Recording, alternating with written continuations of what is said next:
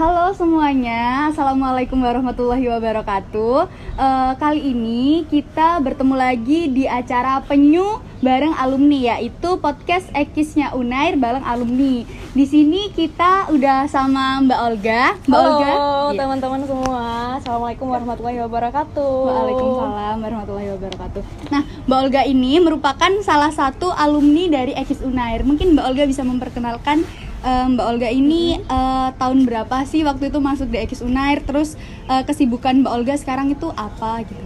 Oke, Assalamualaikum warahmatullahi wabarakatuh. Marhaban ya Ramadan teman-teman semua. Perkenalin, aku Ananda Olga Ulima. Biasanya teman-teman manggil aku Olga atau Olji. Biasanya aku dari Ekis angkatan 2015. Alhamdulillah aku lulus di tahun 2019 gitu. Terus kesibukan saat ini aku sedang bekerja teman-teman di salah satu perusahaan education startup di Indonesia, yaitu PT Ruang Raya Indonesia sebagai account manager gitu. Mungkin bisa diceritakan sedikit Mbak, sebagai account manager itu ngapain aja, terus selama pandemi ini itu pekerjaannya Mbak Olga gimana sih, apakah online atau offline kayak gitu?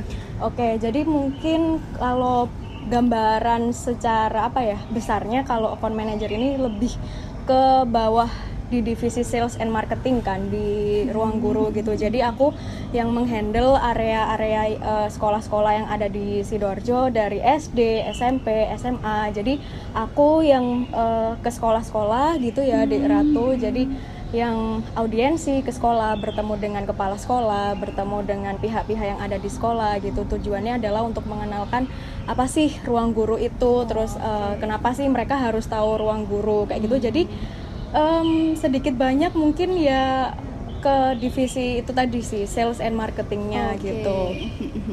Untuk sekarang berarti libur atau bagaimana Mbak selama pandemi ini Mbak Olga bagaimana? Oke, kalau selama pandemi, kalau di perusahaan startup itu tidak ada yang namanya libur gitu ya. Jadi kita kalau tipikal perusahaan startup itu kita harus bisa multitasking gitu kan. Jadi selama pandemi ini aku nggak libur, aku tetap jalan gitu dari hari Senin sampai Jumat, working hoursku gitu, tetap ke sekolah gitu ya, tapi tetap mematuhi protokol kesehatan seperti itu. Kalau mungkin dulu di awal-awal pandemi aku WFH gitu, tapi karena ini sudah kondisinya mungkin ya semoga kita doakan saja bisa lebih baik gitu. Amin, ya dari tahun sebelumnya. Jadi ya masih bisa lah ke sekolah-sekolah. Gitu. Berarti kalau yang aku tangkap tadi, selama pandemi ini Mbak Olga ini tetap masuk ya, maksudnya tidak ada online. Jadi kalau di perusahaan startup ini tetap masuk, tetap offline, tetap bekerja di lapangan, tapi tetap harus mematuhi protokol kesehatan yang ada. Benar, teman-teman gitu. Nah, kalau mungkin teman-teman di sini ada yang pengen tahu lebih lanjut tentang Mbak Olga, mungkin bisa tanya-tanya ke Mbak Olga sendiri, atau mungkin kita akan bertemu lagi di agenda sharing alumninya Jakesma. Teman-teman bisa datang ke situ, nanti kita akan ngobrol lebih banyak lagi sama Mbak Olga gitu ya Mbak Olga, boleh ya? Oke, boleh banget. Ini nih Mbak, aku mau ngejelasin sedikit. Kan sekarang ini kita lagi di mengisi acara prokernya Jakesma, yaitu untuk memperingati Milad Ekis yang ke-13 tahun. Nah, di sini saya selaku perwakilan dari divisi PSDM ini berkolaborasi nih, PSDM membawakan podcast yang berkolaborasi sama Jakesma untuk mengisi Milad Ekis yang ke-13 tahun ini Mbak, begitu. Oke, berarti udah ulang tahun yang ke-13 ya? Masya Allah. Kayak udah lama banget aku lulus dari Ekis ini. Lagi mau puberti bahasanya ya, Ekisnya gitu. Oke, untuk sekarang mungkin bisa sharing-sharing tentang ini Mbak, waktu zaman kuliah dulu, Mbak Olga gimana nih di Ekis kayak gitu. Maksudnya kesibukannya Mbak Olga apa aja selama jadi mahasiswa, sibuk ngapain, fokusnya di mana, boleh diceritakan Mbak? Oke, ini aku panggilnya Dek Ratu ya berarti. Oke, Dek Ratu.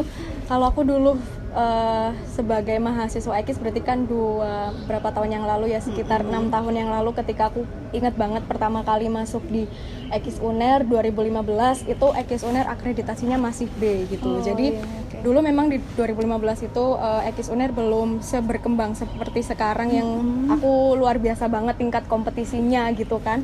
Kalau dulu 2015 alhamdulillah aku kan jadi mahasiswa SNMPTN nih teman-teman. Jadi masuk UNER itu pakai nilai rapor gitu kan. Nah, di tahun pertama aku memang benar-benar yang namanya kita jadi mahasiswa itu beda banget, bener nggak? Iya, bener. Beda Bener banget sekali. ketika jadi siswa SMA, bener ya. Nah, ketika aku di tahun pertama, ya pasti yang namanya adaptasi, yang namanya culture shock itu pasti ada gitu ya. Jadi di tahun pertama IPK aku ya nggak bagus, cuman 3,0 kayak gitu, karena memang mata kuliah yang aku ambil itu masih ada yang D gitu, kayak pengantar akuntansi gitu. Bahkan basically aku anak IPS tapi pengantar akuntansinya masih D. Dulu itu Pak Noven yang ngajar kayak gitu kan. Jadi aku memang mungkin masih kurang belajarnya sih di situ. Terus ketika aku jadi mahasiswa di tahun pertama gitu, di semester 1 memang aku pengen memperbaiki dulu nilaiku nih.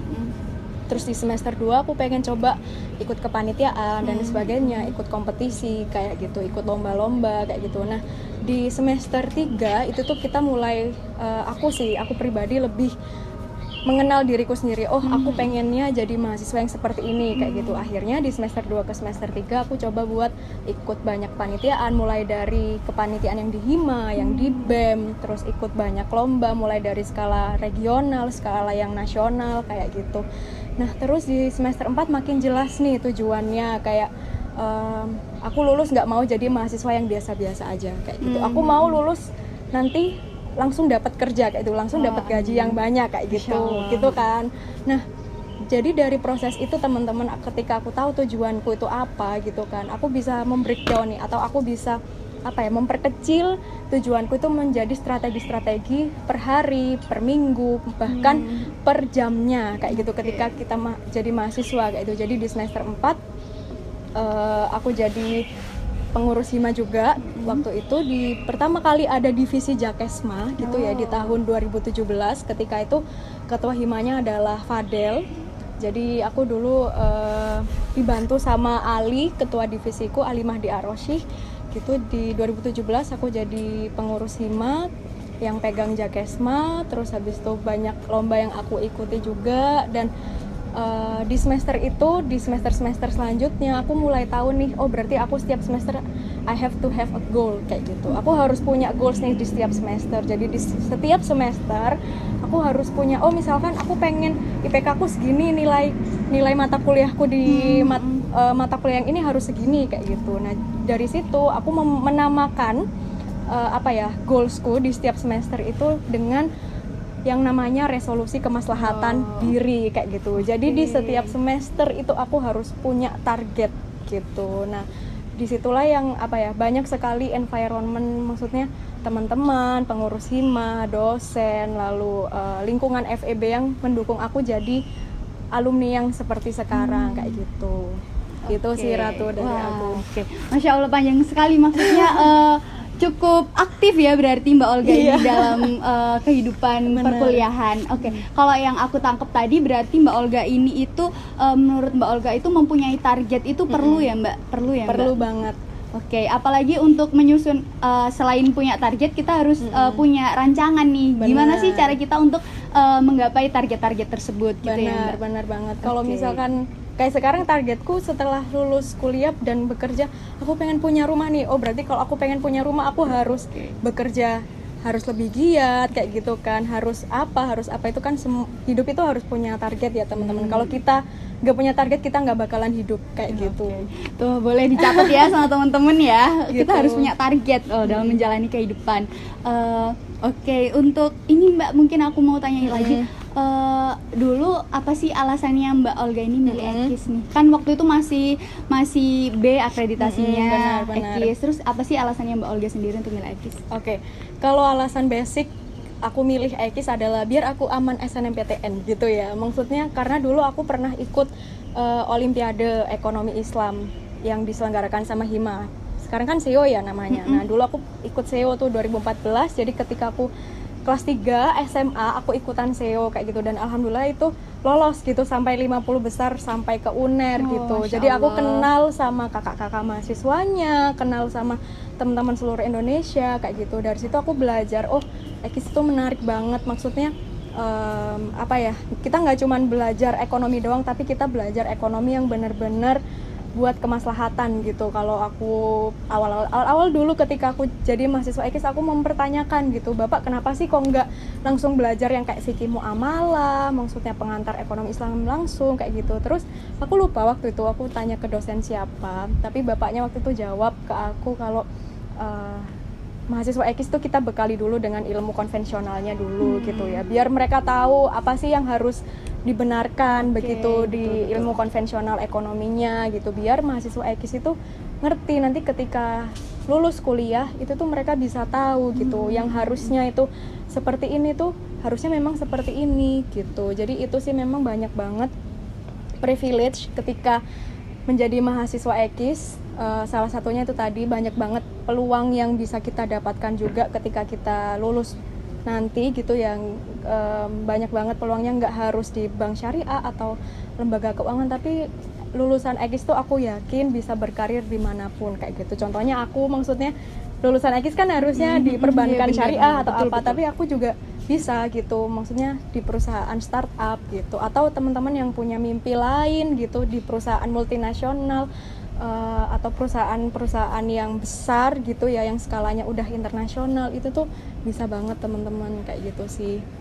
Oke, itu tadi sedikit obrolan sama Mbak Olga. Mungkin kita akan kembali lagi di beberapa saat kemudian karena harus ada azan maghrib untuk wilayah Surabaya dan sekitarnya. Nanti kita mungkin bisa ngobrol-ngobrol lanjut lagi sama Mbak Olga. Sampai jumpa teman-teman. Wassalamualaikum warahmatullahi wabarakatuh. Sampai jumpa. Waalaikumsalam warahmatullahi wabarakatuh.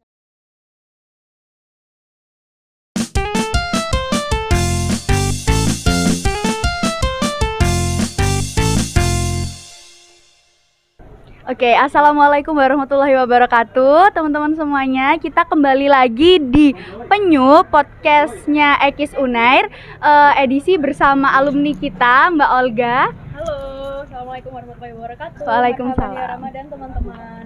Waalaikumsalam warahmatullahi wabarakatuh. Oke, ini kita akan kembali lagi membicarakan apa ya, melanjutkan topik sebelumnya mungkin ya. Mungkin ini latarnya sedikit berbeda dengan suasana yang berbeda juga, tapi nggak apa-apa ya Mbak Olga ya.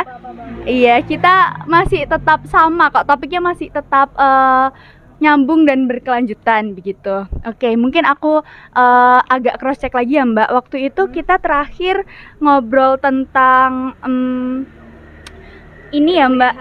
Iya, Benar gitu. Jadi gimana kemarin aku nyeritain tentang seputar ketika aku kuliah dari semester 1, 2, 3 sampai ke semester akhir, pusing-pusingnya skripsi gitu ya teman-teman. Jadi mungkin sekarang Dera tuh kita pembicaraannya mengenai pekerjaan mungkin ya Mbak ya, tentang prospek kerja lagi nih, prospek kerjanya Ekis Unair itu sebenarnya, Ekis Ekonomi Islam itu kayak gimana sih sebenarnya? Apakah emang cuman bisa di bank atau lembaga keuangan aja, atau bisa juga nih di lembaga-lembaga maupun startup yang emang nggak ada kaitannya sama keuangan gitu? Mungkin boleh dijelaskan sama Mbak Olga. Oke, terima kasih Dek Ratu. Jadi teman-teman, kalau kalian merasa bahwa oh, aku masuk ke ekonomi Islam, pasti nanti outputnya adalah aku jadi pegawai bank. Pasti nanti aku kerjanya di lembaga-lembaga yang notabene itu terafiliasi dengan yang namanya ekonomi, keuangan, manajemen, seperti itu. Tapi teman-teman perlu diketahui bahwa ekonomi Islam Universitas Airlangga itu merupakan ekonomi Islam yang pertama di Indonesia. Jadi prodi pertama dari universitas negeri yang ada di Indonesia. Nah, kalau kita flashback kembali nih teman-teman, bahwa prospek kerja di ekonomi Islam Unair itu banyak banget, dan banyak banget alumni Ekis Unair itu yang apa ya istilahnya, kayak dia itu bukan hanya di lembaga keuangan aja, tapi dia udah masuk ke seperti lembaga maskapai, ada di Garuda Indonesia, alumni kita. Terus habis itu banyak juga yang di dunia startup, ada maupun di dunia e-commerce seperti itu. Nah, contohnya aku sendiri pun waktu itu, Dek Ratu, aku memutuskan untuk bahwa ekonomi Islam Unair itu nggak boleh berhenti cuma bekerja di lembaga keuangan. Maka dari itu pas aku semester akhir, aku memutuskan gitu, aku setelah kuliah kayaknya aku pengen deh kerja di startup,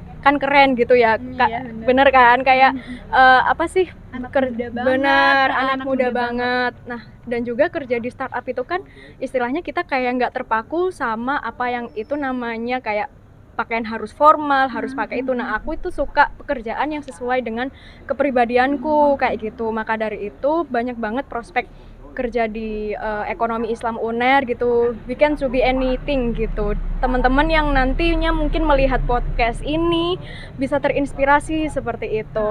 Benar-benar. Oke, jadi teman-teman nggak perlu khawatir, nggak perlu juga berkecil hati kayak aku masuk ekonomi Islam nih, padahal aku pengennya di startup. Nanti aku nggak bisa loh ke startup atau mungkin ke media-media. Tetap aja bisa ya Mbak ya, sesuai dengan keinginan kita dan sesuai sama skill kita ya Mbak. Betul gitu. Jadi memang teman-teman mungkin sekarang kan udah ada program yang namanya Kampus Merdeka ya, Dik Ratu. Nah, Kampus Merdeka ini sangat-sangat membuka peluang bagi kita, bagi teman-teman mahasiswa khususnya yang udah semester 5, 6 atau semester-semester menuju akhir gitu, di tahun-tahun terakhir kuliahnya itu untuk mengembangkan soft skill kayak gitu. Karena yang nantinya dilihat oleh recruiter atau oleh human capital atau tim personalia di perusahaan itu yang pertama kali adalah kemampuan magang kayak gitu, pengalaman magang kita, apakah kita udah pernah magang kayak gitu. Kalau misalnya kalian misalkan udah punya portofolio, udah punya riwayat magang, itu bakal ngebantu banget. Dan apalagi kalau misalnya kalian magang di perusahaan yang pengen kalian tuju kayak gitu, misalnya aku pengen berkarir nih di dunia startup, ya udah kamu coba aja apply di internship di startup di Indonesia kayak Gojek, Tokopedia, Bukalapak, Ruang Guru dan lain sebagainya. Itu banyak banget kayak gitu.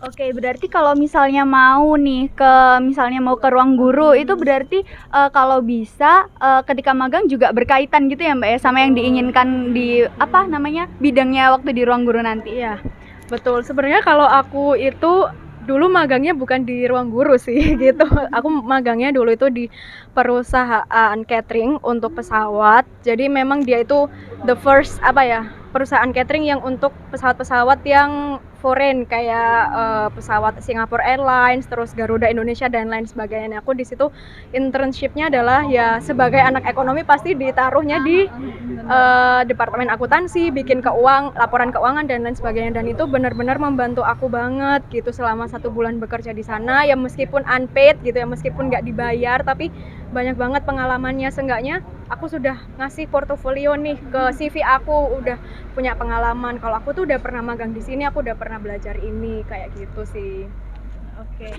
Oke, begitu tadi ya penjelasannya dari Mbak Olga. Mungkin sharing-sharing dari Mbak Olga mungkin bisa menambah pengetahuan baru buat teman-teman. Mungkin nanti juga kalau misalnya mau tanya-tanya lebih lanjut bisa langsung ke Mbak Olga, atau nanti kita akan ada agenda atau proker yang namanya itu pakis yang ngobrol bareng dia, sharing-sharing sama alumni. Mohon maaf ya teman-teman ya, nggak apa-apa ya. Ya pokoknya sharing-sharing alumni, nanti mungkin bisa tanya-tanya lebih lanjut sama Mbak Olga dan teman-teman Mbak Olga. Oke, ini ada pertanyaan yang terakhir nih Mbak, berkaitan sama Milad Ekis ke-13. Apa sih harapan-harapan dari Mbak Olga sendiri untuk Ekis ke depannya? Oke.